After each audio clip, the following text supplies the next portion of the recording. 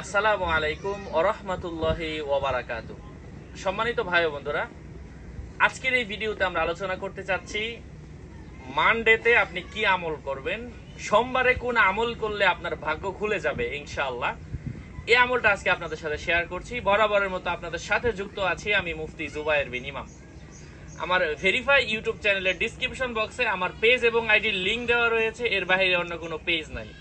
আমার নাম অথবা আমার ছবি দিয়ে অনেকেই বিভিন্ন আইডি ক্রিয়েট করে মানুষকে ধোঁকা দিচ্ছে, জন্য সাবধান। আমার নাম আর ছবি থাকলে আমি না, প্রত্যেকটা ভিডিওতে সাবধান করছি। যাই হোক সম্মানিত ভাই বন্ধুরা, আজকের সেই আমলটা হচ্ছে সোমবারে কোন আমলটা করলে আপনার ভাগ্য খুলবে।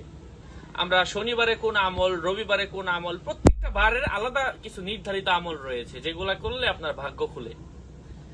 নবী করিম সাল্লাল্লাহু আলাইহি ওয়াসাল্লাম বলেছেন, আল্লাহ তাআলার কাছে সর্বাধিক প্রিয় কালাম হচ্ছে চারটি, জাস্ট 4 ওয়ার্ড, 4 সেন্টেন্স না, 4টা বাক্য না। বাক্য হচ্ছে বড় বড়, ওয়ার্ড হচ্ছে ছোট ছোট, জাস্ট 4টা ওয়ার্ড, ছোট ছোট শব্দ।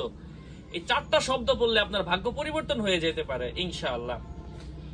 আল্লাহ রাসূল বলেন, এই 4টার যে কোনো একটা দিয়েই তুমি যে কোনো কাজ করো ইনশাআল্লাহ আল্লাহ সুবহানাহু ওয়া তাআলা তোমাকে খায়ের দিবেন, বরকত দিবেন, আয় দিবেন, উন্নতি দিবেন, বরকত দিবেন, কল্যাণ দিবেন, সফলতা দিবেন, যা তুমি কখনো গুণে শেষ করতে পারবে না ইনশাআল্লাহ। সে 4টা কালিমার প্রথম কালিমা হচ্ছে সুবহানাল্লাহ। অনেকে বলবেন আরে এটা তো পান্তাবা, আমরা সবাই জানি, হ্যাঁ, কিন্তু আসলে এটার ফজিলত যে এত বেশি যা আপনি শুনলে অবাক হয়ে যাবেন। দ্বিতীয়ত হচ্ছে আলহামদুলিল্লাহ, আল্লাহর প্রশংসা। 3 নম্বর হচ্ছে ওয়ালা ইলাহা ইল্লাল্লাহ। 4 নম্বর হচ্ছে আল্লাহু আকবার।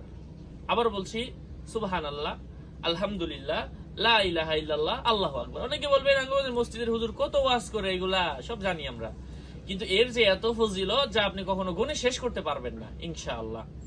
এই জন্য সোমবারে বিশেষ করে সকালবেলা 100 বার, সন্ধ্যাবেলা 100 বার, দুপুরবেলা 100 বার, আসরের সময় 100 বার এবং মাগরিবের সময় 100 বার, ঠিক এই 5 বারে 5 ওয়াক্ত নামাজের পরে 500 বার পড়েন। আপনার ভাগ্য পরিবর্তনের জন্য আমি এই ছোট্ট আমলটা বলে দিচ্ছি।